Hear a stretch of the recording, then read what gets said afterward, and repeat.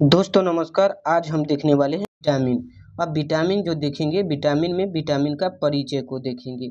यह देखिए परिचय है और यह स्वस्थ जीवन के लिए सूक्ष्म पोषक तत्वों की भूमिका होती है। यानी आप यदि स्वस्थ जीवन जीना चाहते हैं तो सूक्ष्म पोषक तत्व आपको लेना पड़ेगा। अब देखिए विटामिन क्या है, ठीक है। तो यहाँ पर देखिए ये कार्बनिक यौगिक है यानी ऑर्गेनिक कंपाउंड है, ठीक है।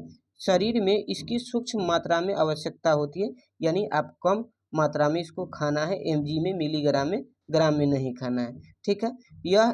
ये ऊर्जा नहीं देते हैं लेकिन शरीर के कार्यों को सुचारू रखते हैं। यानी इसका काम ऊर्जा देना नहीं है लेकिन यह शरीर के मेटाबॉलिज्म जो है उसको नियंत्रित करता है।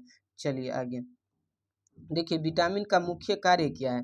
तो इसका दो कार्य है, एक है रक्षा करना और एक है वृद्धि करना। अब रक्षा कैसे करता है, तो रोगों से लड़ने में मदद करता है और वृद्धि जो है शरीर के विकास और मरम्मत में सहायक होता है। आगे अब देखिए विटामिन का वर्गीकरण किस आधार पर किया गया है, तो घुलनशीलता के आधार पर जो है दो भागों में इसे बांटा गया है। एक है वसा में घुलनशील विटामिन और एक है जो है पानी में घुलनशील विटामिन, ठीक है। अब वसा में घुलनशील विटामिन कौन कौन है, तो ए है, डी है, ई है और के है। और वाटर में घुलनशील विटामिन कौन है, तो विटामिन बी कॉम्प्लेक्स में जितना आता है सब, और विटामिन सी है। आगे अब यहाँ पर जो है विटामिन का खोज किसके द्वारा किया गया, इसके बारे में हम लोगों को पढ़ना है। अब देखिए विटामिन शब्द का प्रयोग सबसे पहले कैसमिर फंक ने किया था, और कब किया था, तो 1912 में किया था। उसके बाद उन्होंने वाइटल एमिन्स कहा था और इसी से विटामिन बन गया, ठीक है। आगे देखिए अब यहाँ पर हम लोग पढ़ेंगे वसा में घुलनशील विटामिन को जो है विटामिन कौन कौन है। तो यहाँ पर देखिए ए डी ई के, यह वसा में घुलनशील विटामिन है, ठीक।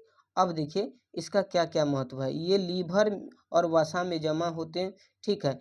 और इसीलिए इन्हें रोज लेना जरूरी नहीं है, क्योंकि लीवर में यह स्टोर होता है, इसीलिए रोज आप इसको नहीं लीजिए, ठीक है। अधिक मात्रा इस शरीर के लिए हानिकारक होती है, यानी वसा में घुलनशील विटामिन जो है इसकी आप अधिक मात्रा लीजिएगा और रोज रोज लीजिएगा तो शरीर के लिए क्या होता है कि हानिकारक होता है। अब देखिए विटामिन बी और सी यानी पानी में घुलनशील विटामिन, इसका महत्व क्या है। ये शरीर में जमा नहीं होता है, ठीक है। पेशाब के जरिए यह क्या होता है कि बाहर निकल जाता है, ठीक है। इन्हें आहार में रोज लेना आवश्यक है, यानी यह पेशाब के जरिए बाहर निकल जाता है तो आप इसे रोज ले सकते हैं और लेना आवश्यक है, ठीक। अब देखिए यहाँ पर विटामिन और उनके स्रोत के बारे में हम बात करेंगे। तो देखिए विटामिन ए, तो विटामिन ए का स्रोत कौन कौन है, तो गाजर है, पपीता है और दूध है। सबसे ज़्यादा गाजर में विटामिन ए। अब विटामिन बी का स्रोत कौन है, अनाज है, मेवा है, मांस है, ठीक। अब विटामिन सी, तो विटामिन सी का जो है स्रोत कौन कौन है, नींबू है, संतरा है, आंवला है। तो सबसे ज़्यादा जो है विटामिन सी किस में पाया जाता है, तो आंवला में पाया जाता है, याद रखिएगा। अब विटामिन और उस कमी से होने वाला रोग, तो यहाँ पर देखिए आप विटामिन ए, तब विटामिन ए से कौन सा रोग होता है, तो रतौंधी होता है। विटामिन सी से कौन सा रोग होता है, तो स्कर्वी होता है।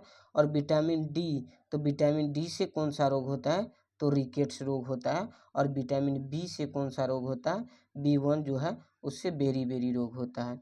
अब यहाँ पर देखिए संतुलित आहार का महत्व क्या है, यानी आप संतुलित आहार लेते हैं तो अब देखिए विभिन्न प्रकार के फलों और सब्जियां, अनाज का सेवन शरीर में सभी विटामिन की पूर्ति करता है। यानी विभिन्न प्रकार का फल, अनाज और सब्जी आप खाते हैं तो विटामिन आपके शरीर में क्या होता है, आता है, ठीक। अब यहाँ पर देखिए इम्पोर्टेंट फैक्ट क्या है विटामिन के बारे में। देखिए विटामिन के शरीर में रक्त का थक्का जमाने में मदद करता है, यानी ब्लड क्लॉट में मदद करता है। और यहाँ पर विटामिन डी जो है प्राप्त होता है, कहाँ से प्राप्त होता है, तो यह धूप से होता है और इसे हार्मोन विटामिन के नाम से भी जाना जाता है।